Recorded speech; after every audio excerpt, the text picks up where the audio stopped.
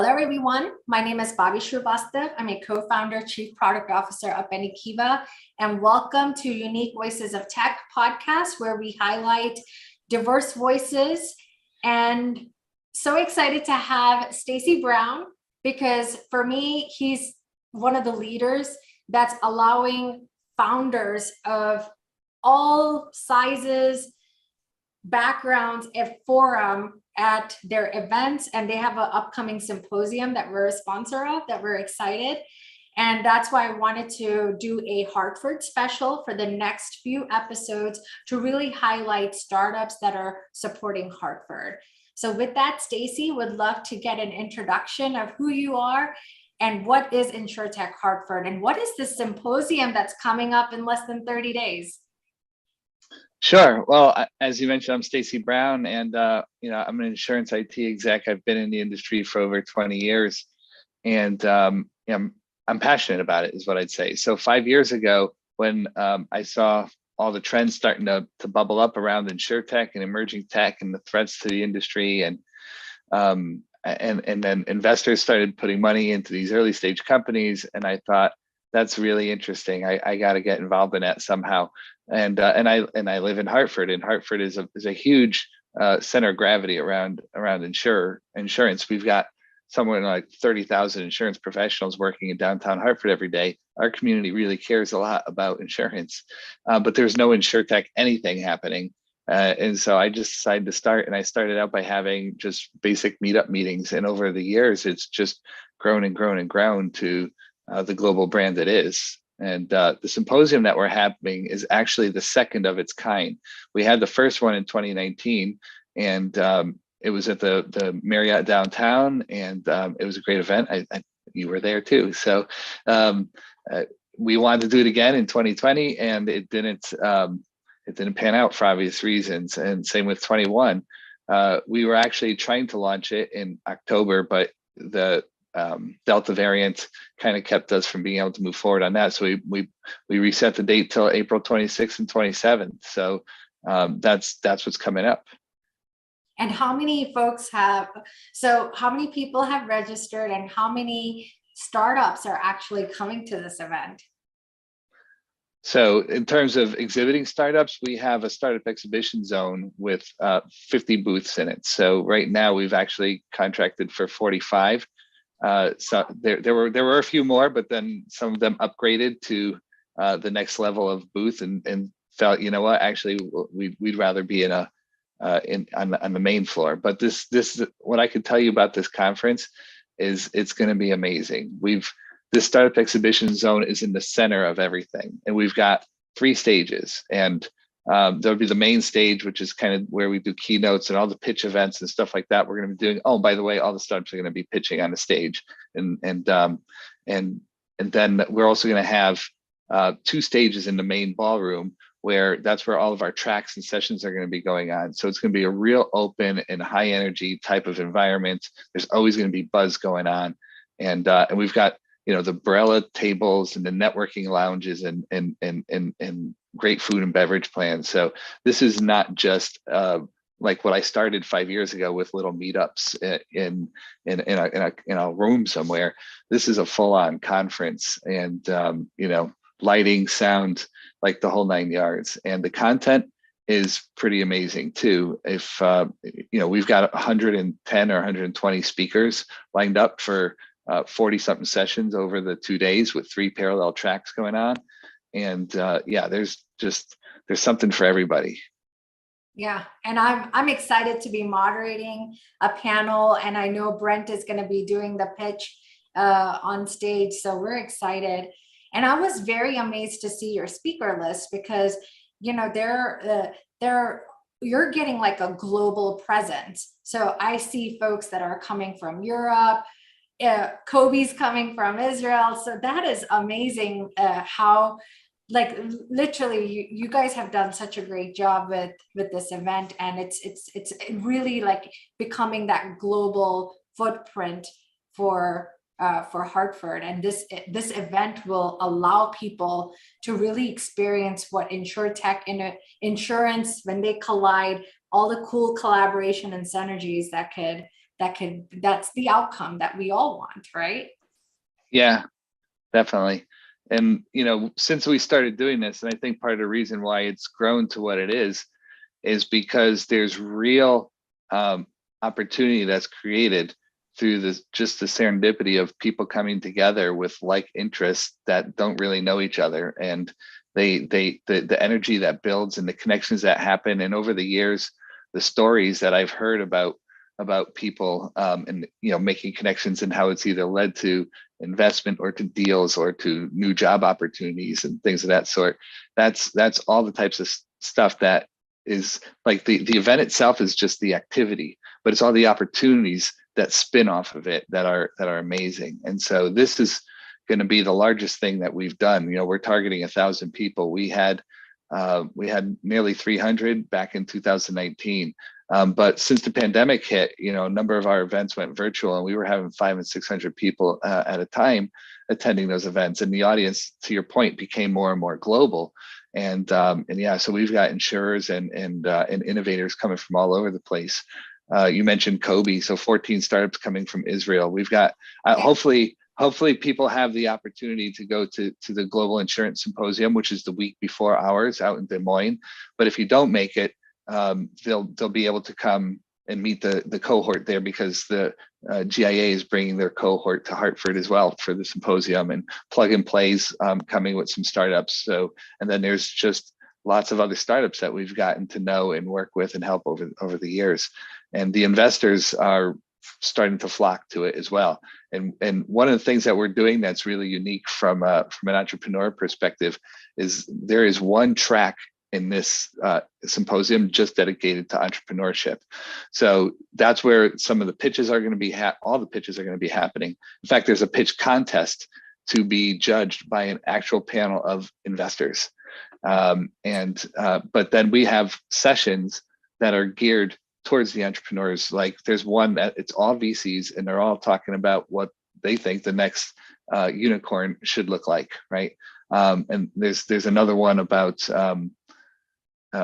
we've got a panel about what it takes to get capacity from insurers, and that's being run by insurers. And we've got another panel that's about that's being put together right now by another insurer to talk about how reinsurers could be helping insure techs as well.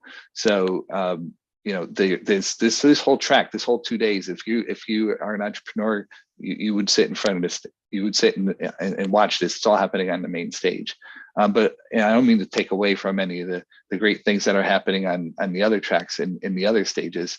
But being that this is a podcast about innovation, I thought it would be great to just let you guys know that. No, that's awesome. That's awesome, Stacey. So tell us, what piece of advice would you give to a potential customer of yours or a startup themselves?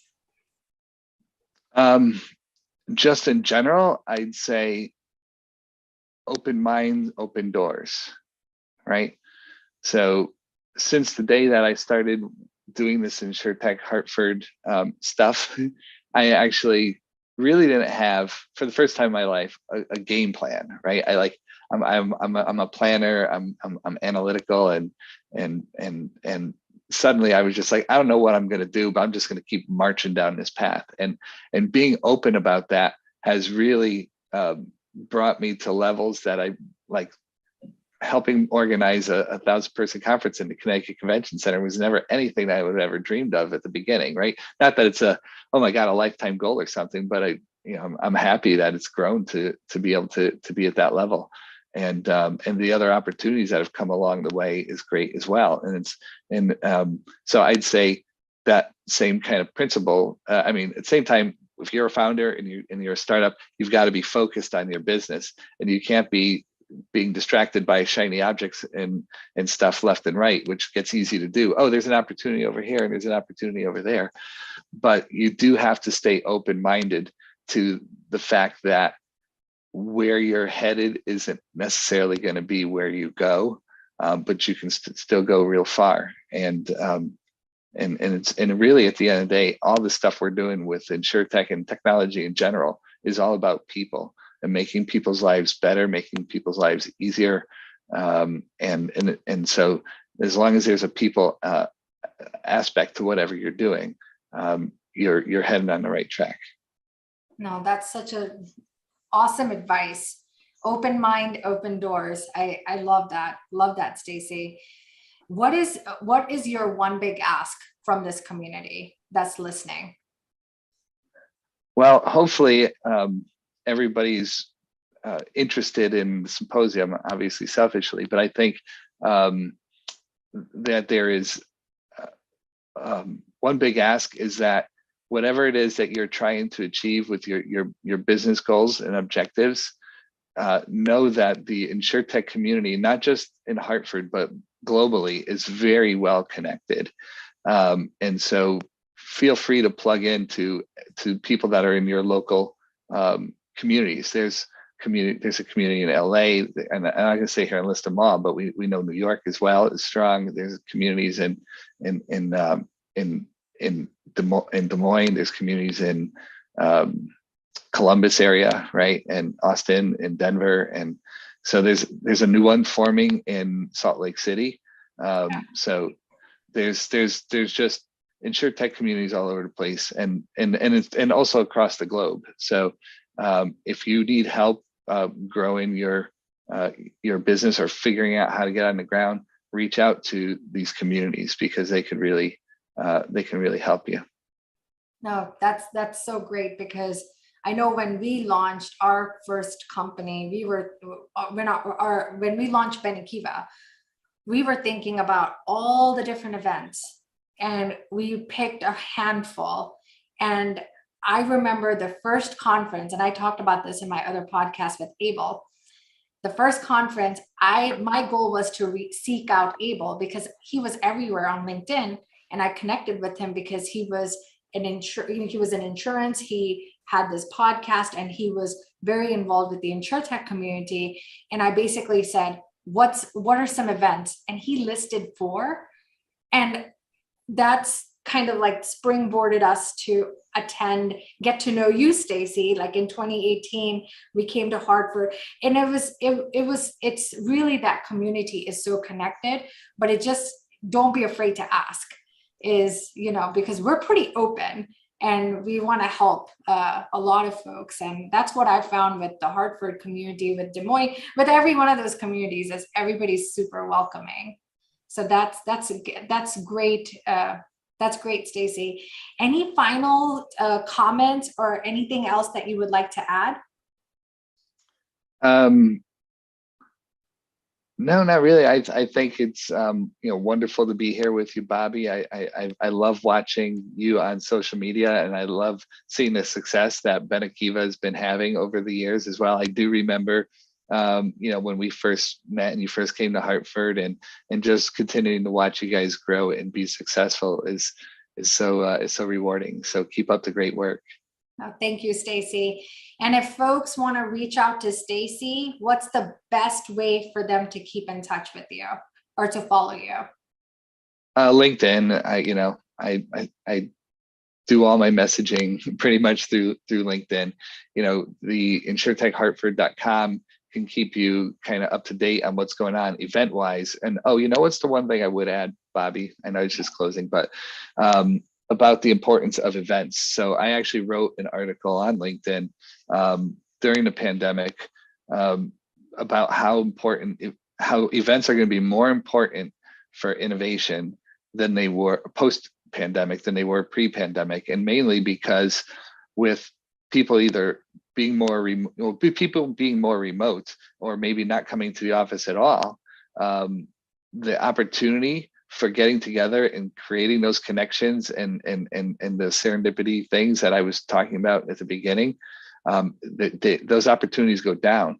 So events become more important because they're the places where people get to come together, and it's in a lot less of an informal environment too, which helps people to be a little more relaxed and a little bit more open, which leads to more creativity and relationship building, which is also important to innovation. So events in general are definitely hugely important coming out of this pandemic, and it's a great way to replace some of the things that are lost through remote working. No, and I'll find that article, Stacey, and I'll link that out to the audience. That would be a very good read, especially to folks that are coming into InsurTech and trying to figure out and navigate this space. So that would be, I'll post that out. Well, Cool. Stacey, thank you so much for being an awesome guest. And I can't wait to see you in Hartford. And everybody else, until next time, thank you. Thanks, Bobby.